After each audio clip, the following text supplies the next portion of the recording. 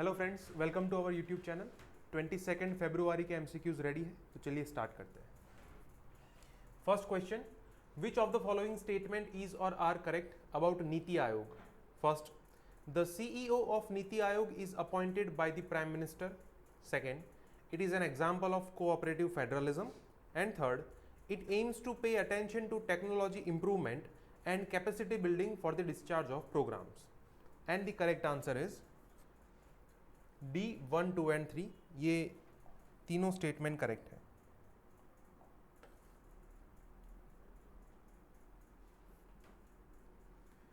अब देखिए, नीति आयोग के जो सीईओ होते हैं, जनरली ऐसा कहा जाता है कि जॉइंट सेक्रेटरी लेवल के जो आईएएस ऑफिसर है उनको एज अ सीईओ अपॉइंट किया जाता है, and the person is appointed by the prime minister who is the chairperson of NITI आयोग।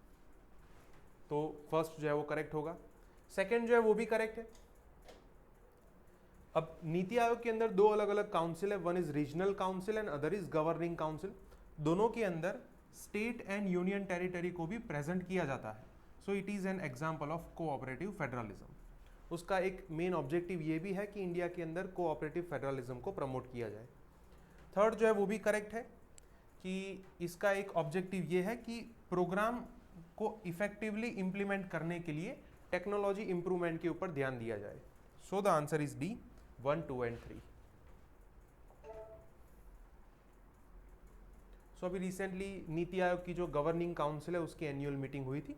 उसके अंदर प्राइम मिनिस्टर के द्वारा ये जो एजेंडा फिक्स किया गया था, ये कल के न्यूज़पेपर के फ्रंट पेज पे है। Second question, which of the following statement is or are correct? First, fuel prices in India completely coincides with the global crude oil prices. Second, only the central government can levy taxes on prices of petrol and diesel in India. And the correct answer is D, neither 1 nor 2. दोनों statement incorrect है। अब fuel prices और global crude oil prices को अगर हम compare करें तो कई बार ऐसा होता है कि ग्लोबल लेवल पे जब क्रूड ऑयल की प्राइसेस इंक्रीज हो जाती है तो इंडिया के अंदर भी उसकी इंपैक्ट देखने को मिलती है। जैसे लॉकडाउन के अंदर आपको पता है कि डिमांड कम थी, तो क्रूड ऑयल की प्राइसेस जो है वो वेस्ट टेक्सास इंटरमीडिएट के अंदर माइनस में भी चली गई थी। लेकिन जब डिमांड जो है वो इंक्रीज हुई और क्रूड ऑयल की प्राइसेस जो है वो इंक्रीज होना स्टार्ट हुई, तो यहाँ पे इंक्रीमेंट होता है, but when the crude oil prices start to reduce, तो यहाँ पे उतनी इंपैक्ट देखने को नहीं मिलती। उसका एक रीजन ये है कि फॉर एग्जाम्पल कि उसकी कॉस्ट प्राइस है 20 रुपीज, मान लो कि पेट्रोल की बेसिक प्राइस ये है, और उसके ऊपर गवर्नमेंट अभी बेस प्राइस के ऊपर ऑलमोस्ट 180% टैक्स लगाते हैं।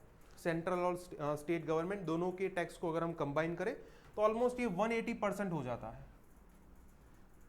तो इसका मतलब ये हुआ कि जब ये 20 रुपीज की प्राइस जो है वो 10 रुपीज हो जाएगी, तो इसकी ओवरऑल अगर टैक्स यही है तो प्राइस जो है वो रिड्यूस होनी चाहिए। लेकिन हमारे यहाँ पे ऐसा नहीं होता। अगर ये प्राइस रिड्यूस हो जाती है तो गवर्नमेंट क्या करती है, ये परसेंटेज को इंक्रीज कर देती है। मतलब जब ग्लोबल लेवल पे क्रूड ऑयल की प्राइसेस रिड्यूस होती है तो गवर्नमेंट टैक्स रेवेन्यू को इंक्रीज कर देती है ताकि उनकी कमाई जो है वो बनी रहे। तो ये फर्स्ट स्टेटमेंट जो है वो इनकरेक्ट होगा, क्योंकि ये ग्लोबल क्रूड ऑयल प्राइसेस के साथ हमारी प्राइसेस मैच नहीं होती। सेकेंड जो है वो भी इनकरेक्ट है। यहाँ पे सिर्फ ऐसा नहीं है कि सेंट्रल गवर्नमेंट ही टैक्स लगाती है, स्टेट गवर्नमेंट जो है वो भी सेल टैक्स लगाते हैं, वैट लगाते हैं। So the answer is D, neither 1 nor 2। सो अभी पेट्रोल की प्राइसेस जो है वो बढ़ रहा है, इसके लिए ये पॉलिटिकल डिबेट अभी थोड़े दिन तक चलती रहेगी। Third question, which among the following are the examples of Chola architecture? First is Brihadeshwara temple, second is Someshwara temple of Bengaluru, and third is Shore Temple. And the correct answer is A, 1 and 2. Third is incorrect. Brihadeshwara temple जो है आप सबको पता होगा कि राज चोला उनके द्वारा बनाया गया था in the state of Tamil Nadu, Tanjore state के अंदर। सोमेश्वर टेम्पल जो कि बेंगलोर में है, it is also an example of Chola architecture in the Bengaluru. Shore temple जो है जिसे हम महाबलीपुरम का टेम्पल भी कहते हैं. So it is situated in the Mahabalipuram, but it was developed by the Pallava dynasty. तो इसलिए आंसर होगा ए 1 एंड 2.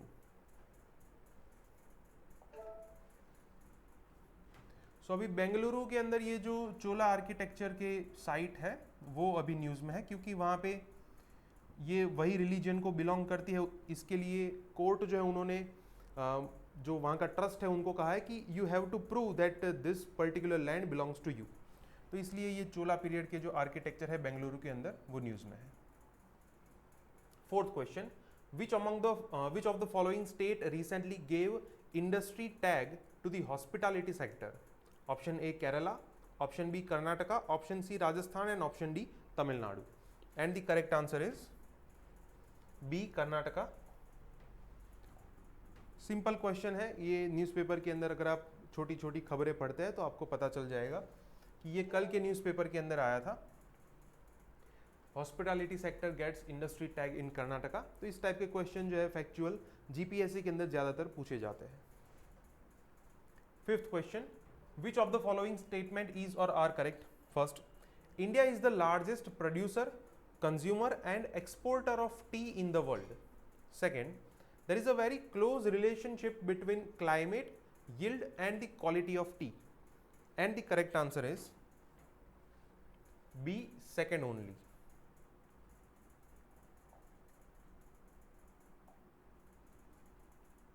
First is incorrect.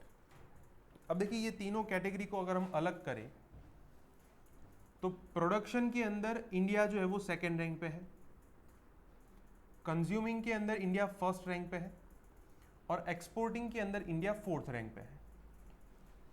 यहाँ पे ऐसा बताया गया है कि सभी के अंदर इंडिया फर्स्ट रैंक में है, तो ये गलत है. सबसे ज़्यादा टी कंजप्शन जो है वो इंडिया में होता है, प्रोडक्शन में हम सेकेंड रैंक पे है और एक्सपोर्टिंग में फोर्थ रैंक पे है. सेकेंड जो है वो करेक्ट है. अब टी प्लांटेशन जो ऐसी चीज़ है कि जिसके अंदर पर्टिकुलर अगर क्लाइमेटिक कंडीशन ना हो तो उसका क्रॉप जो है वो आप कल्टीवेट नहीं कर सकते.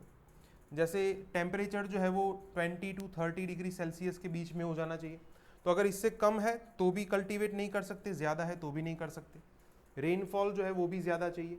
Plus the plants of T needs shady area, मतलब जहाँ पे शैडो जोन हो वहाँ पे उसका कल्टीवेशन ज़्यादा होता है. तो ये क्लाइमेट, फिर उसके बाद यील्ड और क्वालिटी ऑफ टी, ये तीनों इंटरकनेक्टेड है. अगर तीनों कंडीशन परफेक्ट होगी तभी जाके आप अच्छा प्रोडक्शन ले सकते हैं.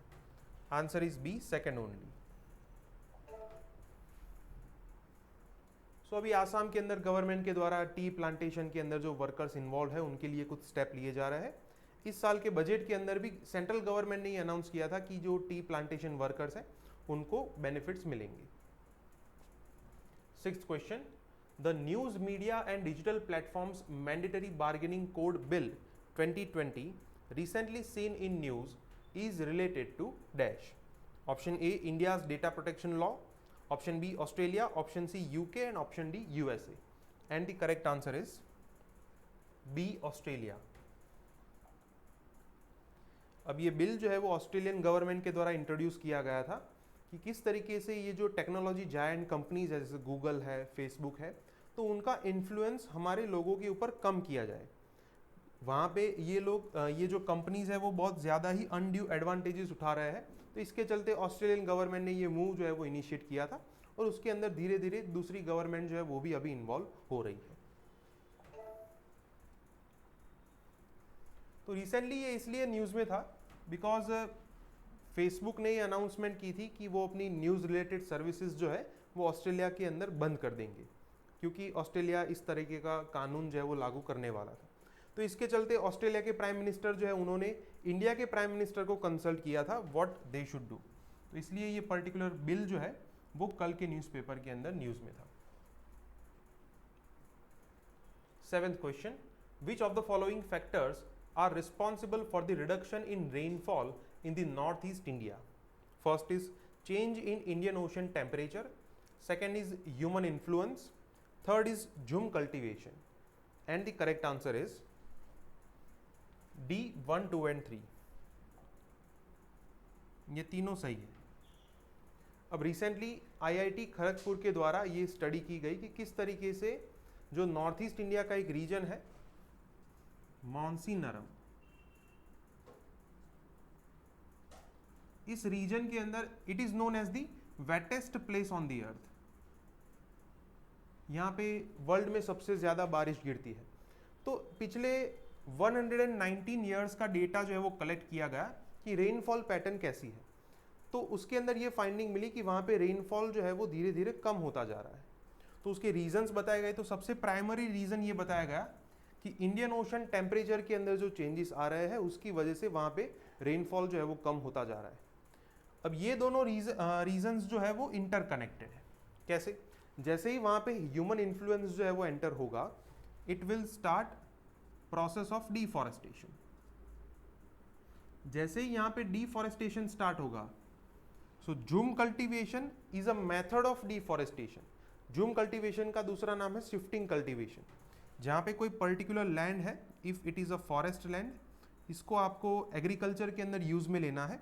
दिस फॉरेस्ट इज बर्न्ड और फिर यहाँ पे एग्रीकल्चरल एक्टिविटीज जो है वो स्टार्ट की जाती है। तो इसे कहते हैं शिफ्टिंग कल्टीवेशन और जूम कल्टीवेशन, जो कि नॉर्थ ईस्ट इंडिया के अंदर काफ़ी पॉपुलर है। तो ये तीनों रीज़न ऐसे है कि जिसकी वजह से वहाँ पे रेनफॉल जो है वो कम रिकॉर्ड हो रहा है। Answer is D 1, 2 and 3। तो इस पर्टिकुलर इश्यू पे कल के न्यूज़पेपर के अंदर काफ़ी अच्छा आर्टिकल था, wettest place on earth sees decreasing trend in rainfall. तो ये जो स्टडी की गई है ये पूरा इस आर्टिकल में दिया गया है, अच्छा आर्टिकल है, आपको पढ़ना चाहिए। 8th question, the term wash sometimes seen in news is related to the issue of dash. Option A, woman empowerment. Option B, sanitation and clean water. Option C, soil erosion. And option D, rising sea level. And the correct answer is B, sanitation and clean water. यहाँ पे ये जो word है wash, तो उसका पूरा नाम ये होता है वाटर, सैनिटेशन एंड हाइजीन।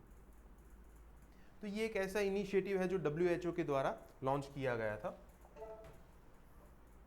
तो अभी ये इसलिए न्यूज़ में है, कल के न्यूज़पेपर के अंदर काफ़ी अच्छा आर्टिकल था, an estimate of wash across health care facilities in India. तो WHO के द्वारा ये स्टडी की गई कि ये वॉश इनिशिएटिव जो है उसकी इम्पैक्ट क्या होगी।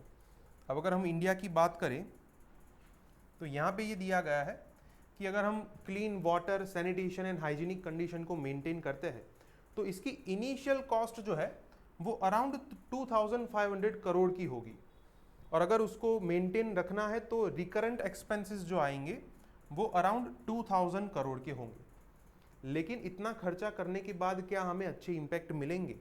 तो इसकी इम्पैक्ट जो है वो यहाँ पे दी गई है कि इम्पैक्ट इसकी क्या होगी और किस तरीके से हम सस्टेनेबल डेवलपमेंट गोल को भी यहाँ से अचीव कर सकते हैं, ये भी चीज़ यहाँ पे बताई गई है। तो काफ़ी अच्छा आर्टिकल है, आपको पढ़ना चाहिए। 9th question, which of the following statement is or are correct?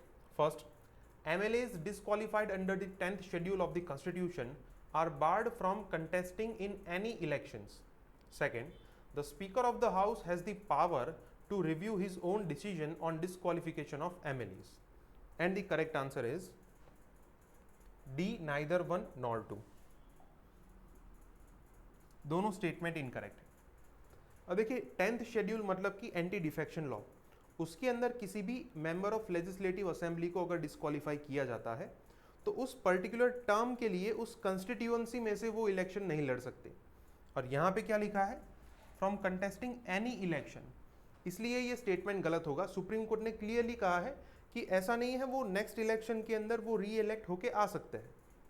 So first is incorrect. Second जो है वो भी इनकरेक्ट है। अब सुप्रीम कोर्ट ने जब स्पीकर का रोल क्या होगा डिस्क्वालिफिकेशन के अंदर, उस जजमेंट के अंदर उन्होंने ये रिव्यू किया था कि स्पीकर के पास ये रोल, मतलब उनके पास ये पावर नहीं है कि एक बार वो डिसीजन ले ले उसके बाद खुद के डिसीजन को रिव्यू कर सकते, right. So second is also incorrect, answer is D, neither one nor two. So अभी पुडुचेरी के अंदर MLAs जो है वो रिज़ाइन कर रहे हैं, इसलिए फिर से ये एंटी डिफेक्शन वगैरह का मामला हो सकता है। तो ये एंटी डिफेक्शन ऐसी चीज़ है कि जो रिकरेंटली न्यूज़ में रहती है, इसलिए इसके ऊपर ज़्यादा क्वेश्चन आपको प्रैक्टिस करने चाहिए।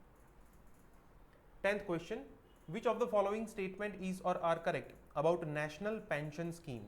First, it is a voluntary scheme being regulated directly by finance ministry. Second, any employee from public, private and even the unorganized sectors can join this scheme.